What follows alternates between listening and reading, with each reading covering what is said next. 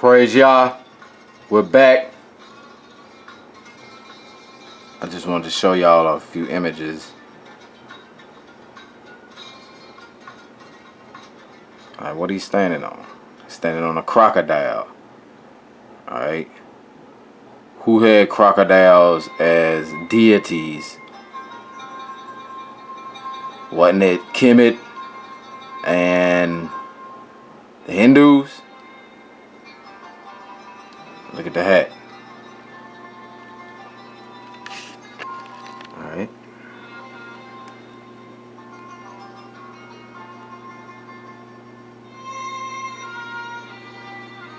Who is that? Who is that? What is a snake but a reptile? What is a crocodile?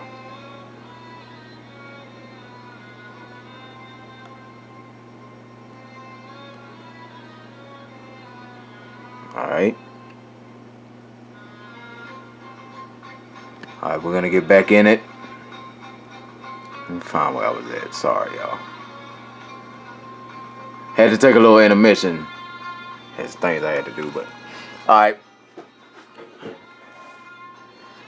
We're gonna start off with the mysteries of Asar Hapi. But actually, let me do a little bit of explaining right now. When you start to look at the Gnostic text and the Gnostic interpretation of the scriptures, they're going to tell you a few things.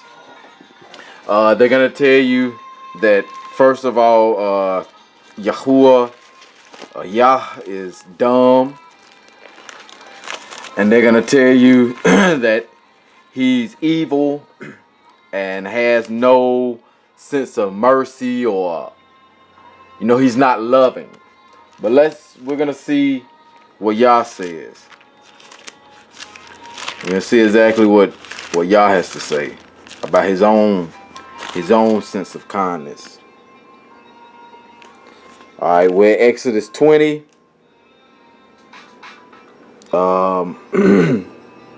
Let's start at 5.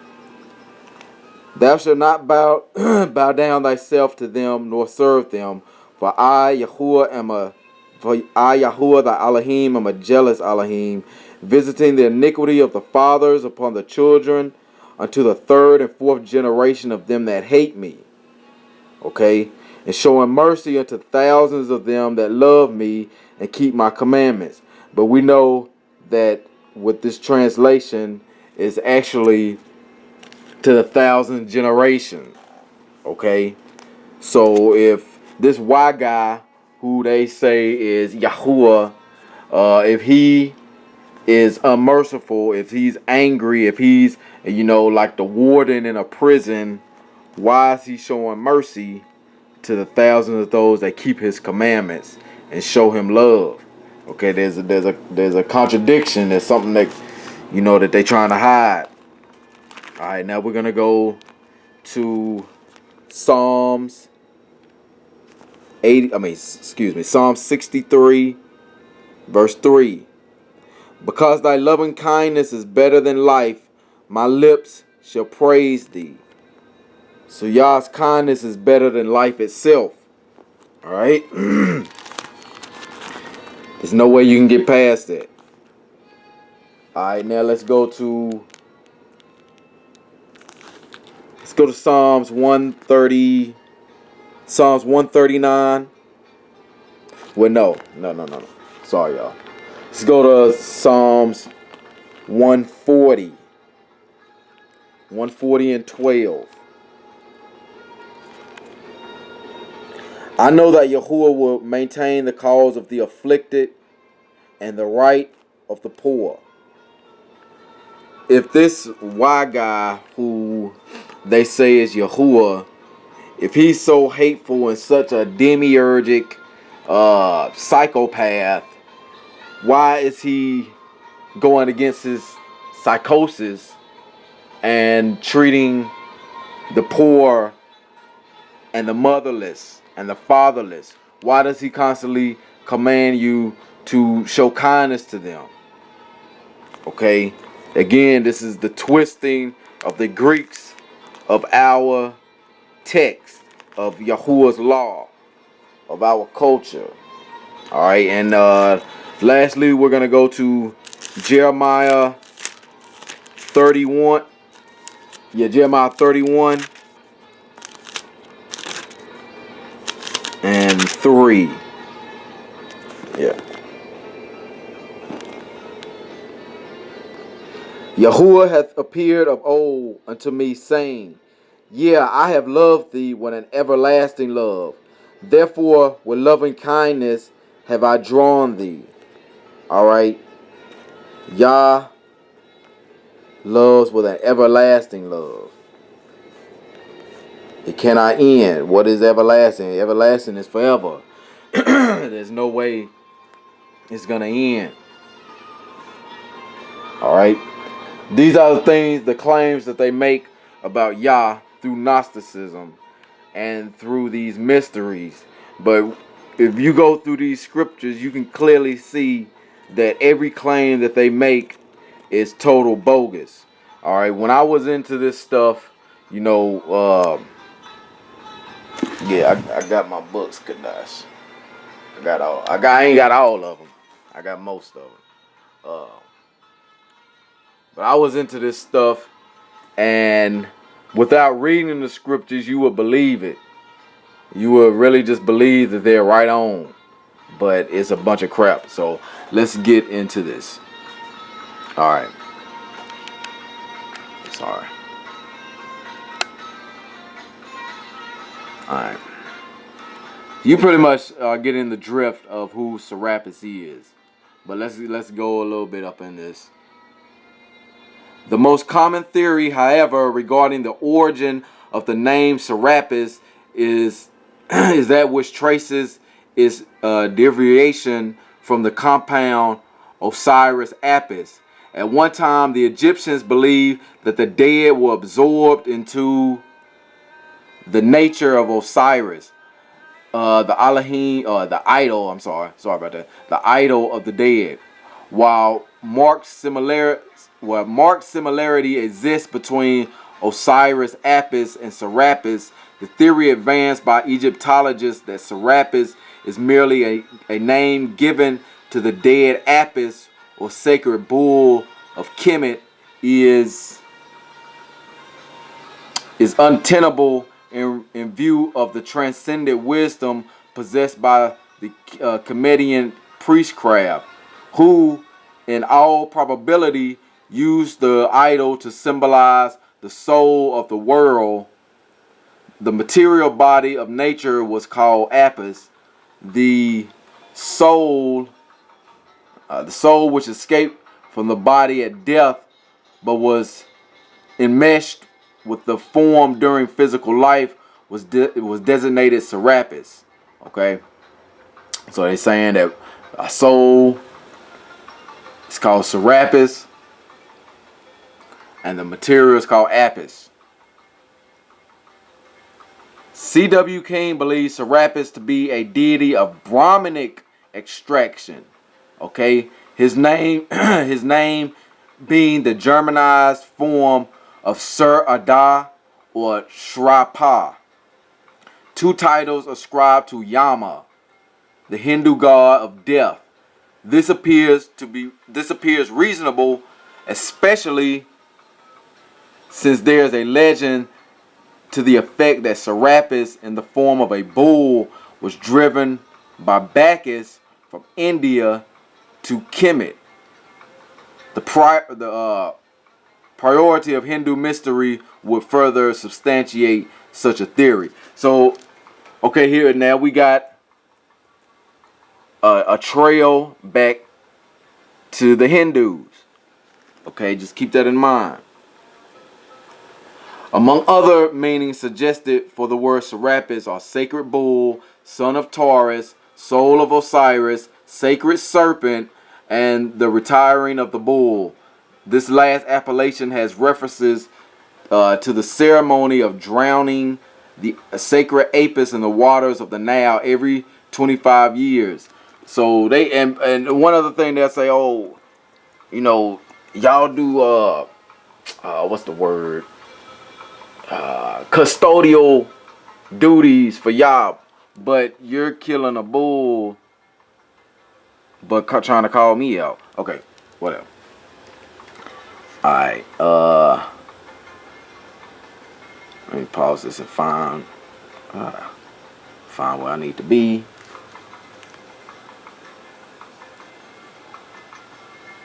Okay. Let me try to find this. But as we're saying, people, Yasharal family, that this is a bunch of crop. And anybody who subscribes to this, any of the Nagamati, all of that, man, you going off. You mad off because you dealing with a slippery slope. You know, you dealing with that Grecian way of thinking.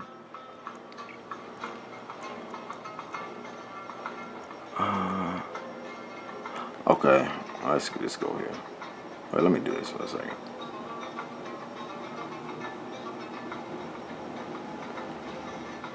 I'm trying to erase this thing.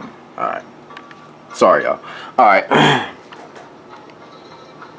Serapis was called Theon Heptagrammaton, or the god with the name of 7 letters. The name Serapis, like Abraxas and Mithras, contains 7 letters. All right. So again, these idols are completely interchangeable with each other.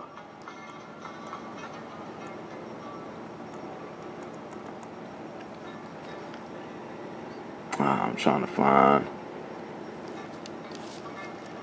Sorry, y'all. Just gotta look at my notes.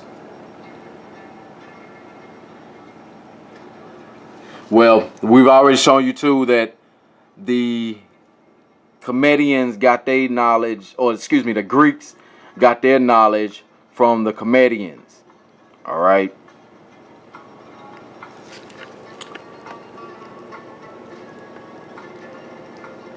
Sorry, I'm trying to find it. Socrates, a church historian of the 5th century, declared that after the pious Christians had raised the Serapeum at Alexander and scattered the demons who would dwell there under the guise of gods, beneath the foundation was found the monogram of Christ. Christ. All right. So there's another validation. Another eyewitness. You need at least 2 witnesses. Okay. Guys, I'm sorry. It's hard seeing through this. Yeah. I want to get this. Okay. Let's get this whole. Okay. 2 quotations would further establish the relationship existing between the mysteries of Serapis and those of other ancient peoples. The first is from Richard Payne Knight's Symbolical Language of the Ancient Art and Mythology. Hence, Vero in the Lingua Latina says that Coelum and Terra, that is, universal mind and productive body, were the great idols of the Samothracian mysteries, and the same as the Serapis and Isis of the later Egyptians, and Tautos and Astarte of the Phoenicians, and Saturn and Ops of the Latins. The second quotation is from Albert Pike, Morals and Dogma. Thee says Martinus Capella in his hymn to the sun. Dwellers on the Nile adore as Serapis, and Memphis worships as Osiris.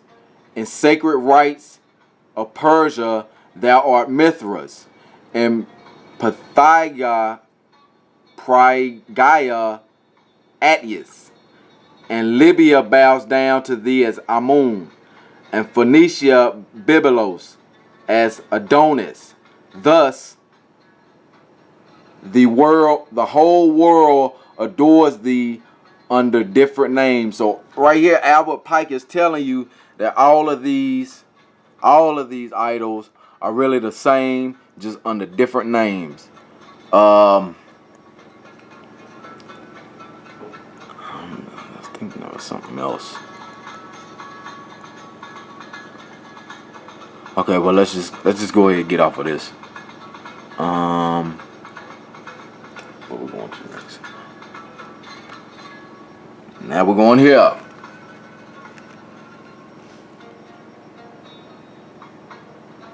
right.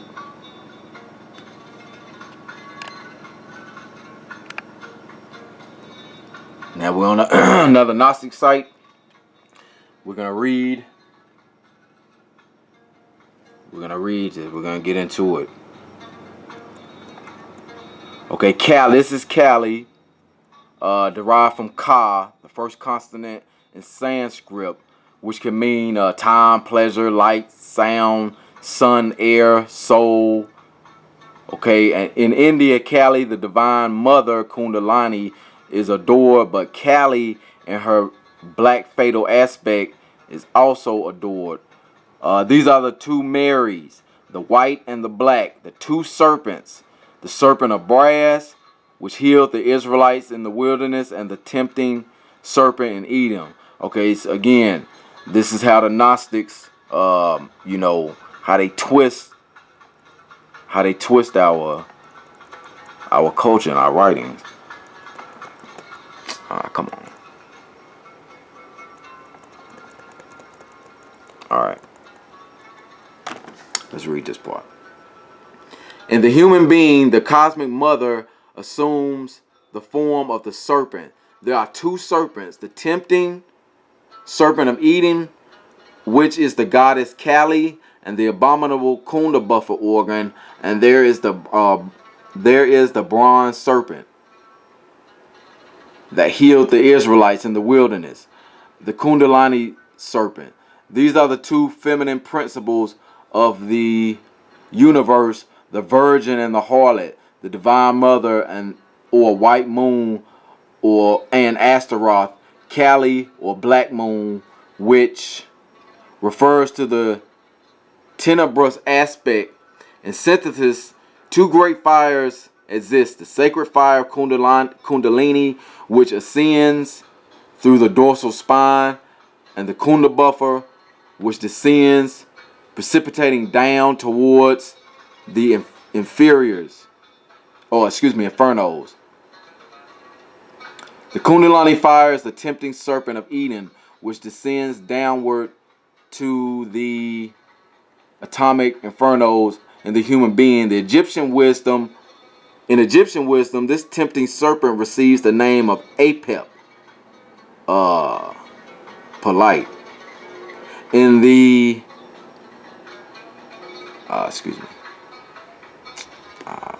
sorry y'all, I lost my place.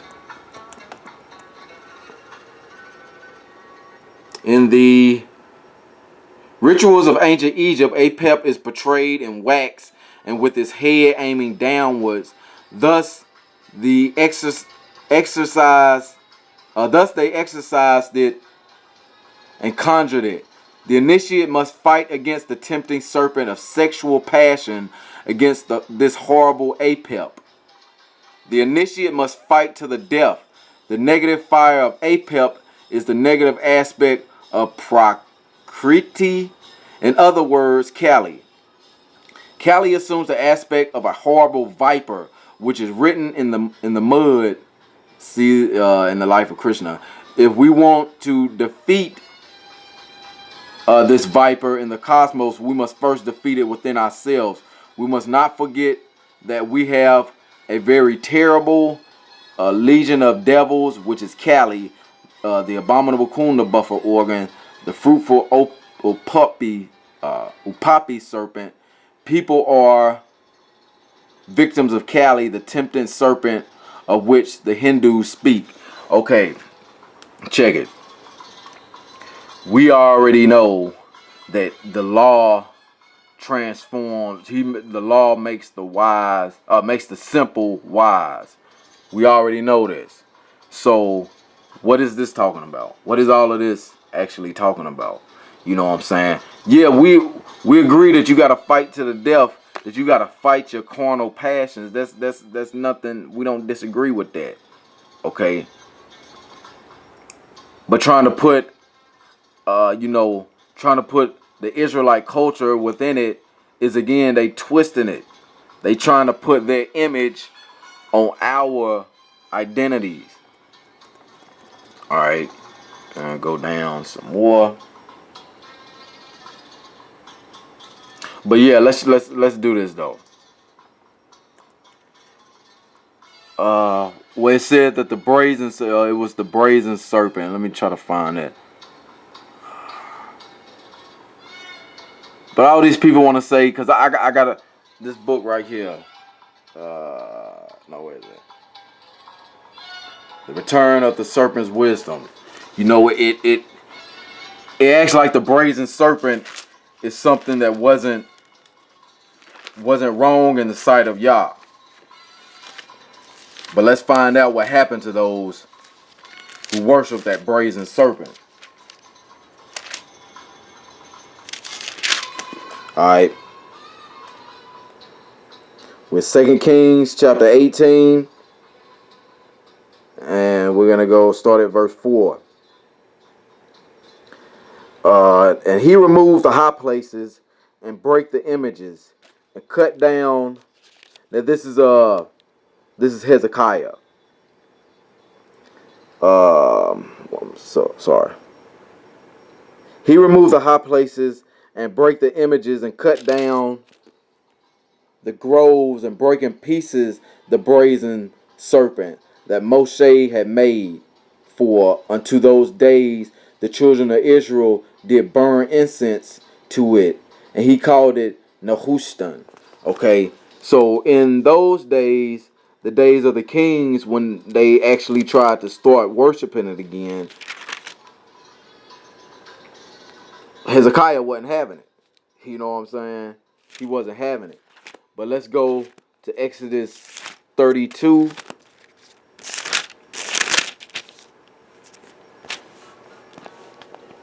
And we'll start at verse 8. They have turned aside quickly out of the way. Oh, I'm sorry. I'm getting a little ahead of myself. I'm sorry. Sorry. Got a little ahead of myself right there. All right. So let's go back to the website. So Kali is supposed to be the goddess of death.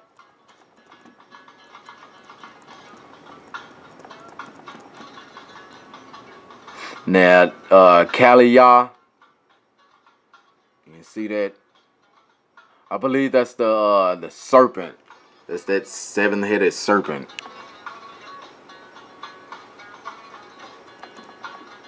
Okay. Now we're just about to get a little interesting. This character is the Kalki avatar. Alright? It's the Kalki avatar. Let's read this. According to the prophecies of India, his 10th and final incarnation, Lord Vishnu will incarnate himself as the avatar Kalki, who will come riding his white horse and with his blazing sword in his hand at the end of Kali Yoga, the present eon. He will punish all evildoers in this world, destroy this world, and recreate a golden age again. Okay, so somebody's supposed to be coming back at the end on a white horse? That don't say Jason. That says Kalki Avatar, and that's from India. Let's keep reading. When the practices taught by the Vedas and the institutions of law shall nearly have ceased, and the close of the Kali age shall be nigh, a portion of that divine being who exists of his own spiritual nature and that character of Brahma, and who is the beginning and the end, and who comprehends all things, shall descend upon the earth. Damn, that sounds like Jesus.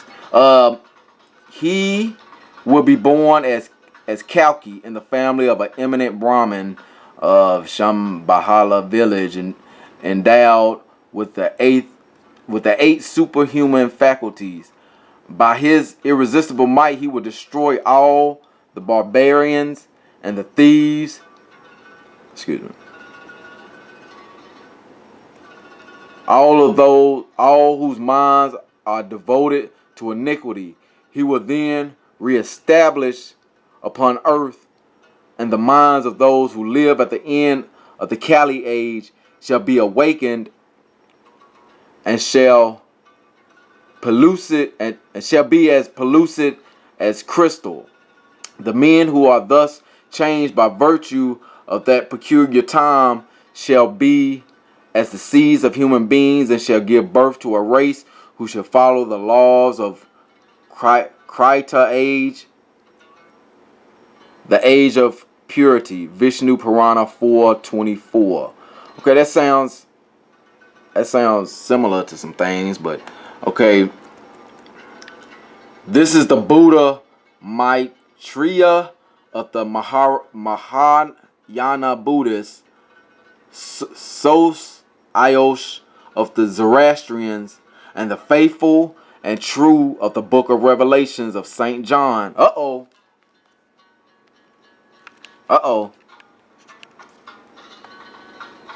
And I saw heaven open, and behold, a white horse. A white horse.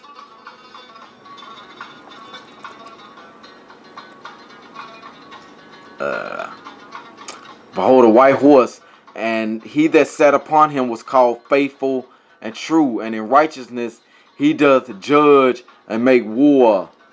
His eyes were as a flame of fire, and his head were many crowns, and he had the name written that no man knew but he himself.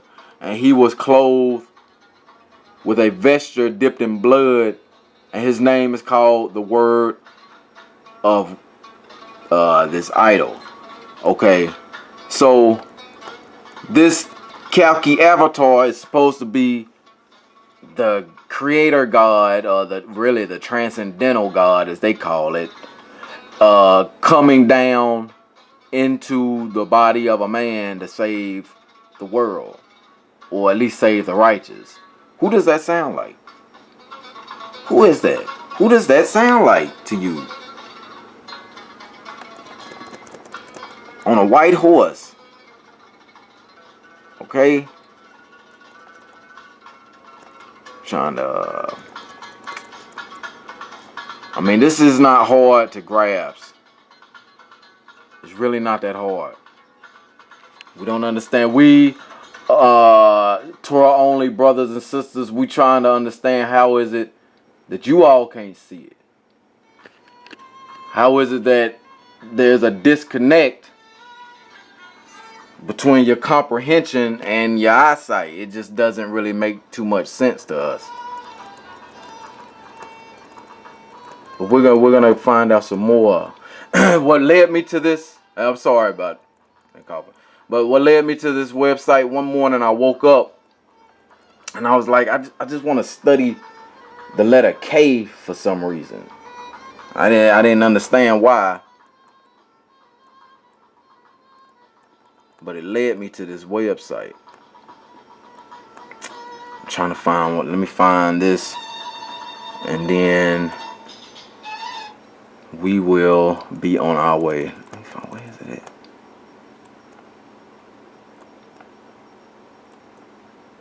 Okay, listen.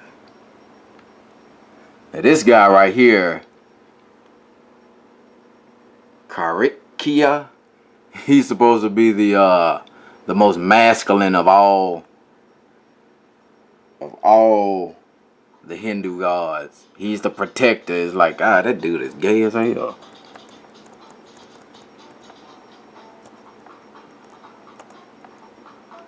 Alright, here we go. We're coming up. Okay. Where we at? The Keys of St. Peter. Alright. The intimate Christ always instructs Peter The intimate Christ reveals the mysteries to Peter. The intimate Christ has the power in order to perfect Peter in all his splendor.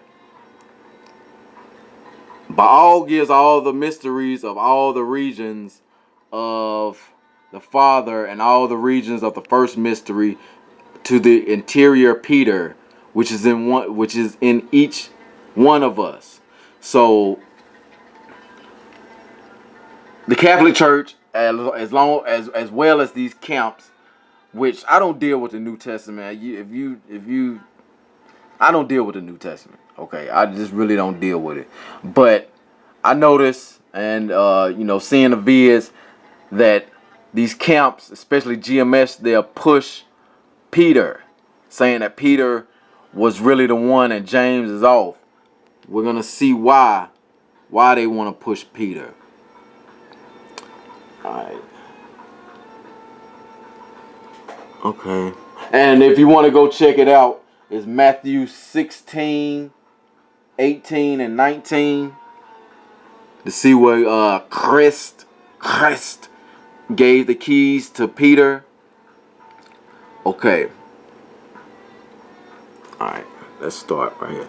It is clear that Peter is the hierophant of sex within ourselves. Therefore, he has the power to open or to close the doors of heaven in ourselves and within ourselves. Verily, verily, I say unto you that Peter has the keys of the kingdom. The secret power that opens and closes the doors of Eden is in sex. Sexual energy, when correctly oriented, opens the doors of paradise. The creative energy, when incorrectly oriented, closes the doors of paradise. Sulfur and mercury are the two keys of the kingdom. These two, one of gold and the other of silver, form a cross in the hand of Peter. So there you go, man. I mean, really. Peter is a symbol of sexual power within the New Testament. Okay. This Kundalini thing, Peter has the keys to that. Alright? This is why they push Peter. This is why the Catholics push Peter. This is why GMS push Peter. Okay? Now, if you come to this website, just read that King of Kings. It's kind of funny if you read that. But we're going to find out something real quick. Real quick. We're going to find out. Sorry, but we want to know exactly who Christ is. We want to know who he is.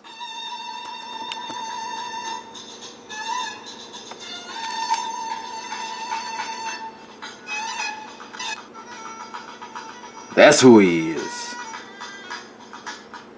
See what I'm saying? That's your Christ. We'll get into it in the next one. Alright? Look at the bull.